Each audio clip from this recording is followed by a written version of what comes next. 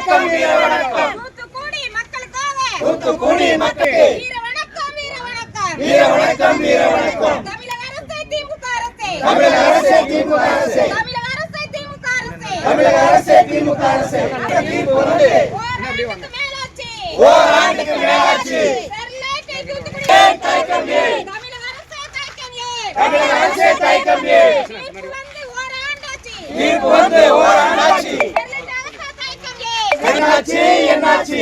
அடிபணியாது அடிபணியாது. அடிபடியாது அடிபடியாது. Sterlite அரசே திமுக அரசே. தமிழக அரசே திமுக அரசே. நிறைவேற்று நிறைவேற்று. நிறைவேற்று நிறைவேற்று. கொடுத்த வாக்குறுதியை நிறைவேற்று.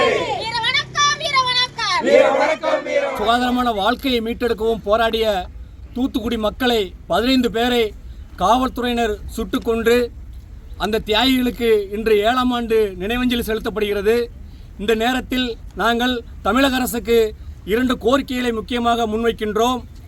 உச்சநீதிமன்ற தீர்ப்பு கடந்த பிப்ரவரி மாதம் 29ஆம் தேதி வந்தது. 1 ஆண்டுக்கு மேலாகிவிட்டது. இந்த ஸ்டெர்லைட்டை அகற்றுவதற்கு தமிழக அரசு எந்த முயற்சியும் எடுக்கவில்லை என்று குற்றம் சுமத்துகின்றோம்.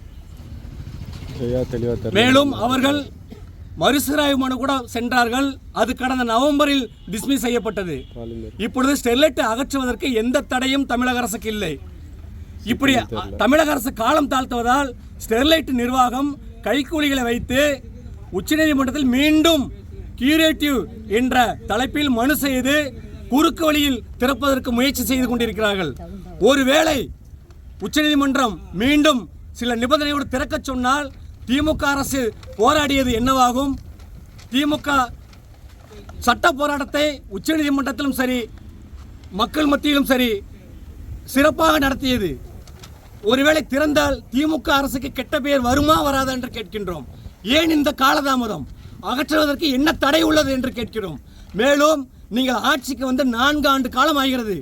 எதிர்கட்சியாக இருந்த பொழுதும் சரி ஆளுங்கட்சியா மாறியதுக்கு பிறகும் சரி கான்ஸ்டபிளிலிருந்து டிஜிபி வரை யாராக இருந்தாலும் குற்றவாளி கொண்டு ஏற்றப்படுவார்கள் என்று சொன்னீர்களே, இன்று 4 ஆண்டு காலம் போராட உங்களுக்கு ஏன் ஒருவரை கூட நீங்கள் குற்றம் நடவடிக்கை எடுக்கவில்லை?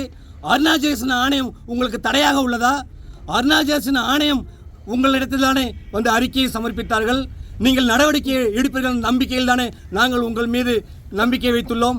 ஏன் இந்த காலதாமதம்? உடனடியாக அகற்ற வேண்டும் ஆலையை. அதே போல உடனடியாக குற்றவியல் நடவடிக்கை எடுக்க வேண்டும் என்று நாங்கள் கேட்டுக்கொள்கிறோம். செய்திகளை உடனுக்குடன் தெரிந்து கொள்ள உங்கள் கரம் டிவியை சப்ஸ்கிரைப் செய்யுங்கள். அதோடு பெல் பட்டனையும் கிளிக் செய்யுங்கள்.